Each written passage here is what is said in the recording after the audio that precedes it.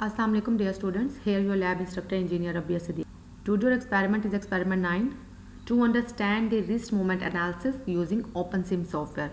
हम लोग बेसिकली आज के लैब में रिस्ट की मूवमेंट को एनालाइज कर रहे हैं OpenSim सॉफ्टवेयर से. ठीक है, OpenSim सॉफ्टवेयर आप लोग का प्योर बायोमेडिकल से रिलेटेड सॉफ्टवेयर है. इसमें आप लोग डिफरेंट गेट एनालिसिस, अपर लिम, लोअर लिम, मस्कुलेटर मसल, इसमें डिफरेंट आप लोग उसके एनालिसिस, मोशंस को हम लोग देख सकते हैं, फोर्सेस को, जॉइंट्स को, एंगल्स को. हम लोग बेसिकली सब्जेक्टिव बायोमैकेनिक्स का पढ़ रहे हैं. ठीक है, हम लोग उसमें मूवमेंट से रिलेटेड है. आप लोग जो भी डिस्कस आउट कर रहे हैं, आप लोग इस फिगर में एनालाइज कर रहे होंगे. ये ह्यूमन बॉडी है. ठीक है, आप लोग इसकी लेफ्ट राइट आप लोग इसकी पूरी 3D में मूवमेंट वगैरह देख सकते हैं आप लोग OpenSim सॉफ्टवेयर में. ठीक है, आप लोग से ग्राफ के जैसे analysis, joint, muscle, force, angles etcetera.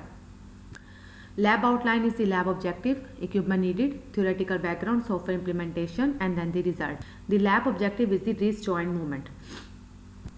Equipment which we need in the lab is the PC and the software OpenSim. Last time हम लोग जो पढ़े थे वो Pasco Capstone था, अब हम लोग पढ़े OpenSim software. Theoretical background. The human wrist joint is an elegant mechanism that normally allows the hand to be positioned in space on the stable platform of the forearm. Basically human wrist joint क्या है, एक elegant mechanism है जो basically हम लोग को allow करता है कि हम अपने हाथ की मूवमेंट को कर सकते हैं. ठीक है, left right, up and down etcetera. ठीक है, जो हम लोग जैसे हम लोग को चाहिए. ठीक है, the wrist allow not only for the classic cardinal motion of flexion, extension, radial deviation and the ulnar deviation, but also for the limited the longitudinal rotation, combined motions and the independent four arm rotation. वो कहते हैं wrist हमें allow नहीं करती not for classic cardinal motion of the flexion. अब basically आप लोग की लॉन्गिट्यूडनल रोटेशन बेसिकली क्या होता है, ये जॉइंट्स होते हैं रोटेट एक्सिस में along the movement to occur in the planes. It allow the forward and the backward motion के लिए हम लोग इसको यूज कर. Each of these motions normally enjoy a substantial magnitude of range, making the challenge of maintaining the stability an even more difficult anatomic problem. ठीक है, ये क्या करते हैं हम लोग की अलाउ करते हैं, इंजॉय करते हैं मैग्नीट्यूड ऑफ रेंज, जितने भी हम लोग का motion to and fro, up and etcetera. ठीक है, considerable effort is currently under way to increase our understanding of normal anatomy and normal biomechanics of the wrist, which is pre request to understanding the path mechanics and developing the efficacious treatment plans. The wrist is one of the most complex joints in the human body that include the radiocarpal, midcarpal and the distal radioulnar joints. ठीक है, वो कहते हैं wrist मोर complex joint है. क्यों? क्योंकि basically अगर हम लोग रिस्ट पे फोकस करें तो ये बेसिकली हम लोग की मीन्स के आर्म पे हम लोग की कनेक्टेड है, मीन्स के एल्बो से यहाँ बाजू और ये हाथ के दरमियान में. ठीक है, कनेक्ट है आप लोग की wrist. It allows 6 axis multi directional motion including the flexion, extension, radial, ulnar deviation, pronation, supination and the circumduction. ये बेसिकली आप लोगों ने पहले भी वर्ड पढ़े हैं, जैसे फ्लेक्शन, एक्सटेंशन का, रेडियल और अल्नर डेविएशन, प्रोनेशन और सपिनेशन वाली बेसिकली चीज़ें ये वही हैं जो मैंने आप लोग को उस दिन लैब में कराई थी. ठीक है, अब वो जो नया सा वर्ड है वो बेसिकली आप लोग का सर्कमडेशनेशन. ठीक है, ये आप लोगों ने शायद पहले भी पढ़ा होगा. ठीक है, आप लोगों ने ये आप लोग की बेसिकली क्या होती है, रोटेशन से आप लोग की ये चीज़ मीन्स के बिलोंग कर रही होती है. ठीक है, it is a conical movement of a body part such as a ball and the socket joint. Here, regions of the wrist is conventionally divided into 3 major joint regions: distal radioulnar, radiocarpal and the midcarpal. ठीक है, the carpo-metacarpal joints from the distal border of the wrist. It should be noted, however, that the second through the fifth carpometal joints are in communication with the midcarpal joints via the interosseous articulation between the bones of the distal row. The space of the first carpo-metacarpal joints forming the basal joint of the thumb is normally isolated from the remainder of the carpus. वो basically क्या कहते हैं, wrist के यहाँ पे हम लोग के पास 3 रीजन है. ठीक है, एक है पड़ा आपका डिस्टल रेडियोअल्नर. ठीक है, तो आप लोग का डिस्टल रेडियोअल्नर बेसिकली होता क्या है, ये बेसिकली जॉइंट होता है between the distal end of the radius and the ulna. ठीक है, ये अल्ना और रेडियस के दरम्यान में मिडल का पार्ट होता है. ठीक है, अब second one is the radiocarpal. Basically क्या होता है, radiocarpal joint form between the radius is articular disc and the 3 proximal carpal bones होती हैं. ठीक है, the carpal bones are conventionally divided into the proximal and distal rows, which defines an anatomic and the functional relationship between the bones of the two rows. The proximal carpal row is composed of from radial to ulnar. The apiciform has historically been included with the carpus as a member of proximal carpal row.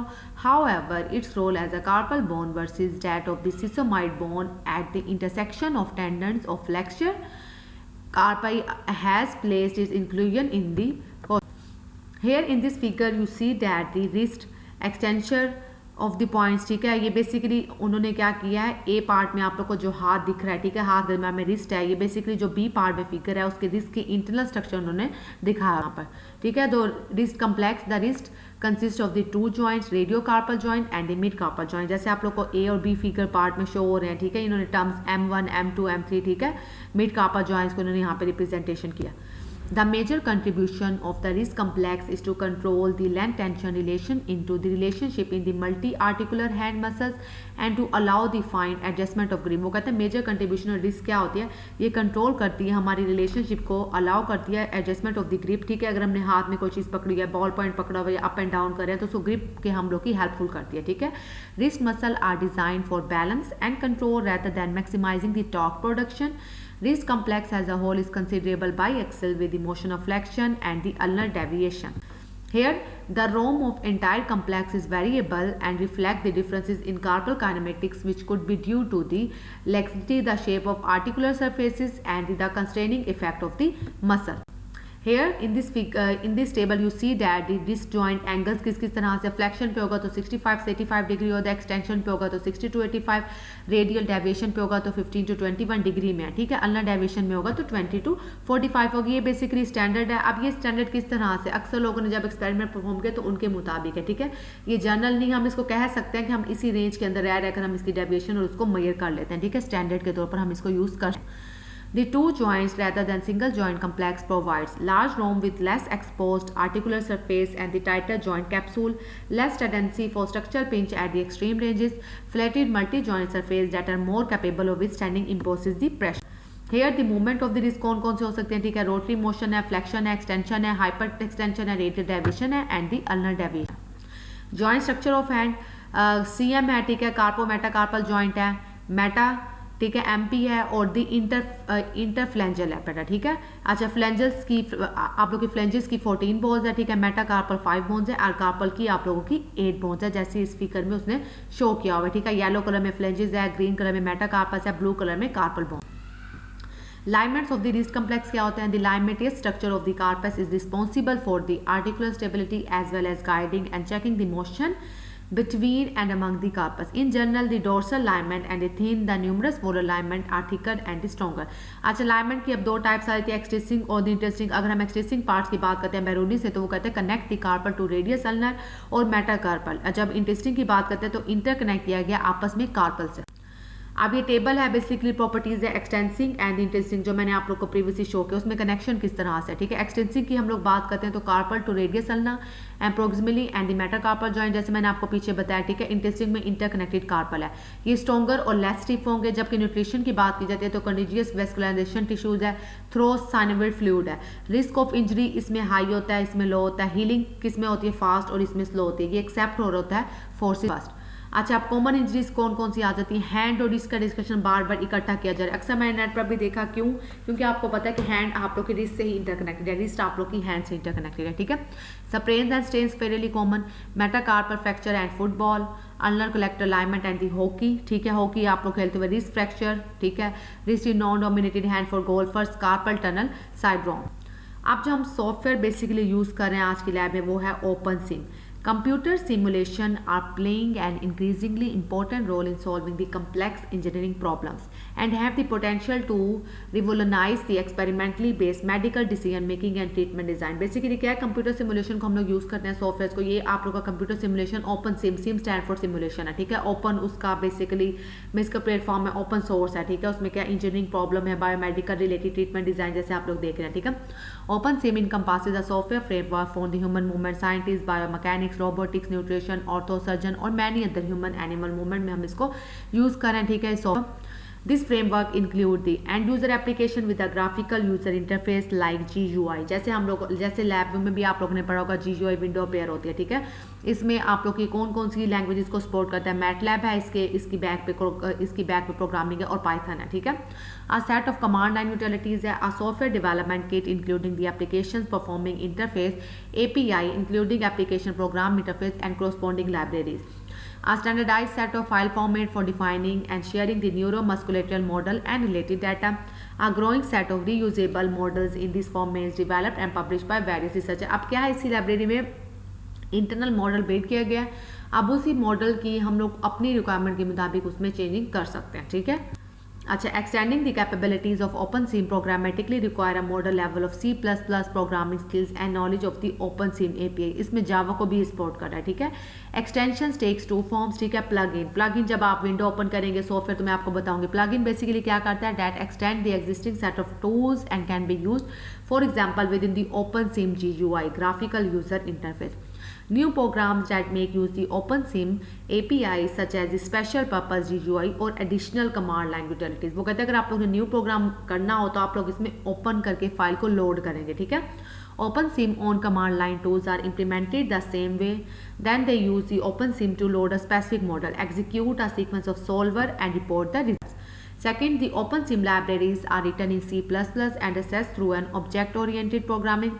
A modular design helps to keep the casual plug-in programmer focused on the creation of a single class or method without having to master the inner working behind the OpenSIM API.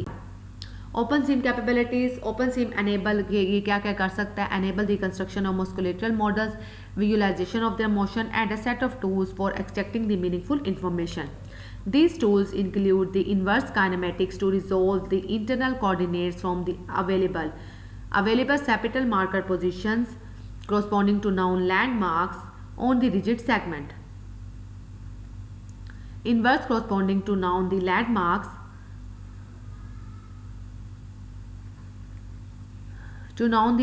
static optimization to decompose the net generalized forces amongst the redundant actuator and forward dynamics to generate the trajectories of states by integrating the system dynamical equations in response to input control and the external force।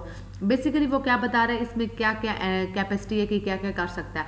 इसमें kinematics है, ठीक है, biomechanics से related है, आप लोग की सारी अगर आप लोगों ने muscles, human brain, neuron system और एक्सेट्रा, इसकी library vast. OpenSIM models consist of several elements, components like that have computational counterparts in the underlying SIM body multi-body system. This includes the bond, rigid body, mobilizer, constant, rigid body still means static है, mobilizer means के movements या forces, contact element as well as alignment and the muscle actuator. The representation of neural commands originating in the central nervous system that control the muscle activity and thus muscle force generating is central to neuromuscular simulation. Therefore, OpenSIM also provide a controller element that can consist of user-defined function, optimal control as well as simplified model for estimating of feed-forward control. Here OpenSIM for these two quantities, जैसे मैंने आपको बताया kinematics और dynamics. Inverse kinematics is used to compute the joint angles and the inverse dynamics is used to compute the net joint reaction forces and net joint movement. इसकी internal forces के बारे में बता रहा है। अच्छा, अब ये बेसिकली ब्लॉक डायग्राम है, इसमें आप लोग देख रहे हैं ये बेसिकली OpenSIM का न्यूरल कमांड है, माइंड से सिग्नल क्या, ठीक है, मस्कुलर डायनेमिक्स है, ज्योमेट्री, मोबिलिटी, ये ह्यूमन बॉडी है, ठीक है, वो उसके इंटरनल स्ट्रक्चर बताया हुआ, इसमें फीडबैक है, ठीक है, कंट्रोलर अगर कोई एरर आएगा तो यहाँ पे इनपुट पे बता देगा यहाँ पर एरर है। अब इसके एडवांटेजेस क्या क्या है, इसको कहाँ हम यूज़ कर सकते हैं। OpenSIM has fast and the robust tool for performing the inverse kinetics and generating the forward simulation of movement. The static optimization tool solve the muscle redundancy problem based on algorithm in the literature. Muscle driven simulation of motion. OpenSIM software is a tool for the musculoskeletal system analysis which provides the user with powerful kinematics analytical tools to analyze the kinematics, the change of muscles and the tendons length over the time, muscle and the